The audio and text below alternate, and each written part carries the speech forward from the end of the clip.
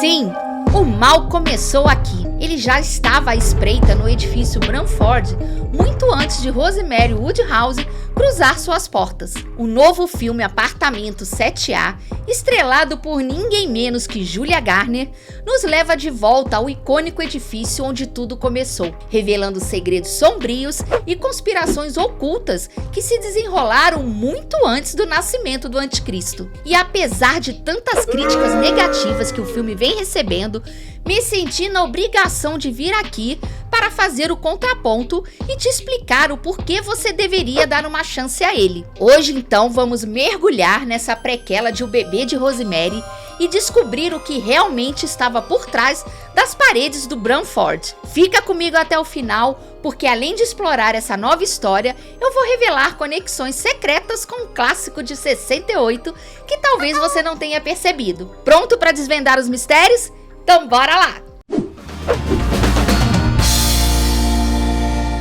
Olá meus amigos fãs de terror, eu sou a Gabi e esse é o Pode Ver Sem Medo. Apartamento 7A é um filme de terror e horror psicológico que está na Paramount Plus, da diretora Natalie Erica James, e se trata de uma prequela do famoso e consagrado filme O Bebê de Rosemary de 1968, estrelando a talentosa Julia Garner, aquela lá de Ozark, como a receptora da semente profana, e Diane Wist, que canaliza o espírito de Ruth Gordon como a simpática diabólica Minnie Castevet. E se você ainda não conhece essa talentosa atriz da nova geração, tem um vídeo aqui no canal que vai te contar tudo o que você precisa saber sobre a Julia Garner. O Bebê de Rosemary de 1968 foi dirigido por Roman Polanski e é um dos filmes de terror psicológico mais aclamados da história. A trama acompanha Rosemary, interpretada por Mia Farrow, e seu marido Guy, que se mudam para o antigo e imponente edifício em Nova York, chamado Branford, famoso por sua história sombria e macabra. No filme, Rosemary encontra uma mulher na lavanderia. O nome dela é Terry Gianoffre, e Apartamento 7A é a história dessa mulher. Mas não se preocupe, se você ainda não viu esse clássico, isso não irá atrapalhar em nada a sua experiência. Talvez até te surpreenda mais. Estamos em Nova York, 1965. Terry, interpretada pela Julia Garner, está vivendo o sonho, ou pelo menos tentando. Ela está se preparando para sua grande chance em um musical off-Broadway, cantando e dançando como se sua vida dependesse disso. Até que, bem, tudo vai por água abaixo quando ela literalmente cai no palco e seu tornozelo faz aquele estalo doloroso.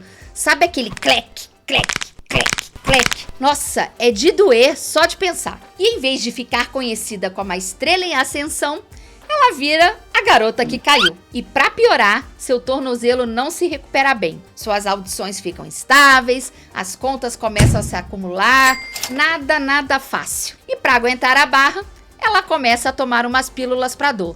O que, convenhamos, não é a melhor das ideias. E num desses dias, ela faz uma audição humilhante, com um diretor de elenco cruel, que a força a repetir o mesmo salto até que seu tornozelo finalmente desiste. Isso que é um belo do belo mico. E como se já não estivesse ruim o bastante, depois disso, ela segue o produtor Alan Marchand até o seu prédio. E, em vez de encontrá-lo, acaba vomitando e desmaiando na calçada. Uma cena lastimável. E quando acorda, Terry está numa cama estranha, no apartamento 7A, e é recebida pelo simpático casal mais velho Minnie e Roman Castevet. E eles são tão legais, tão fofos, mas tão fofos que ela deveria ter desconfiado.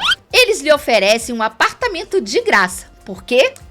Porque eles adoram ajudar jovens atrizes como Terry. E claro que Terry aceita a ajuda, mas sem se perguntar o que poderia estar por trás dessa generosidade toda. E é aí que as bandeiras vermelhas começam a aparecer. Mas quem é que se preocupa com isso, não é mesmo? Moradia grátis para quem não tem um tostão no bolso? Bom, para completar, Marchand é vizinho dos Castevets. E Minnie, sempre prestativa, marca um encontro entre os dois. E Terry acaba tomando um coquetel que a deixa completamente fora de si. Ela tem pesadelos bizarros e acorda com Marchand ao seu lado, sorrindo como se nada tivesse acontecido. E depois de muita indagação, ele promete que aquilo foi coisa de uma vez só. E ainda garante a Terry um papel no coro do musical. Agora ela tem emprego e uma grana entrando.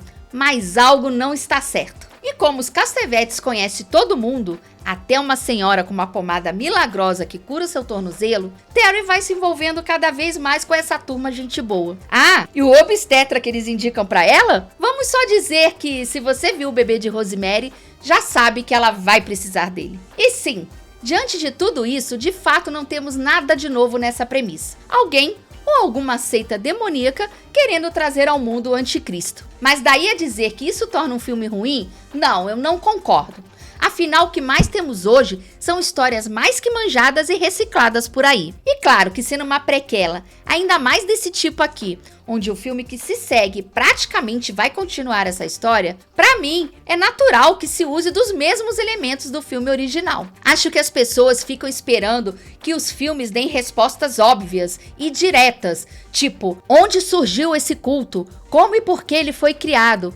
Mas sinceramente, isso não muda a essência do filme e a razão dele existir, que é a de querer dar a vez ao mal de reinar e ponto final. E se você prestar bem atenção, verá que Roman dá uma certa explicação para Terry quase no finalzinho do filme. E vamos lá, como exemplo aqui, o lugar silencioso de A1 prometeu dizer de onde vinham as criaturas. E ele não disse. E mesmo assim, todo mundo elogiou o filme. Alô, colegas críticos? Vamos ser justos aqui, hein?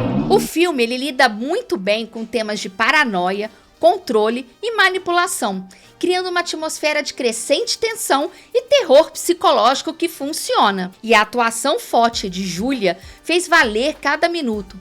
A personagem dela se vê gradualmente encurralada em uma trama sombria.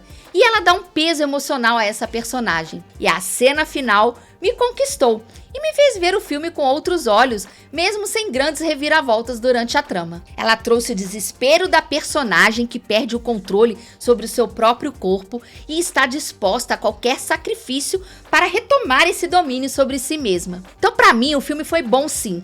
Ele está na média. A história bate com uma prequela. E mesmo que não fosse uma prequela, faz parte do universo do terror.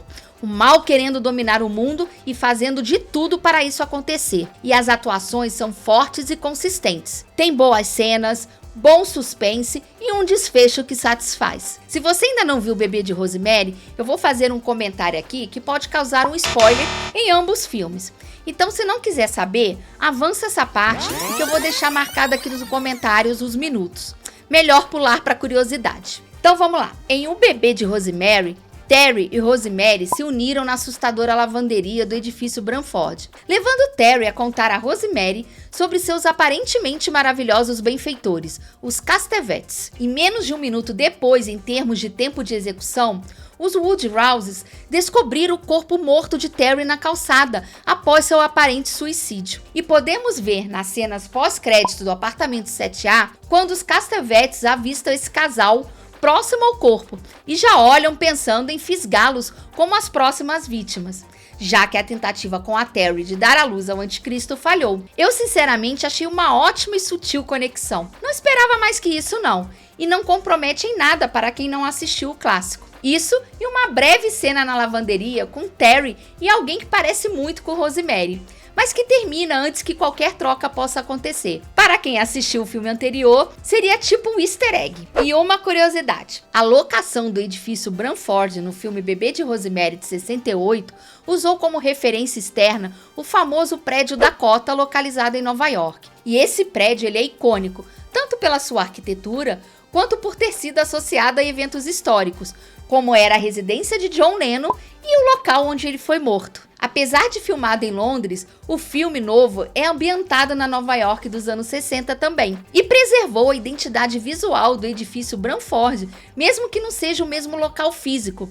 Ele foi reproduzido com CGI a partir das fotos e filmagens feitas pela produção. Em resumo, gente, uma coisa é certa: o mal estava lá muito antes de Rosemary, e talvez a gente só tenha visto a ponta do iceberg. E se você curtiu essa viagem pelos corredores macabros do apartamento 7A e ficou curioso de saber mais sobre o que acontece com Terry, já sabe o que fazer, né? Corre pra assistir e depois me conta aqui o que achou nos comentários. E cuidado com o vizinho gente boa, hein? Nunca se sabe o que eles estão tramando. E já sabe, se curtiu este vídeo, deixa o like. Se ainda não é inscrito, se inscreve no canal e ativa as notificações clicando no sininho para não perder nenhuma novidade sobre filmes e séries de arrepiar. E até o próximo vídeo!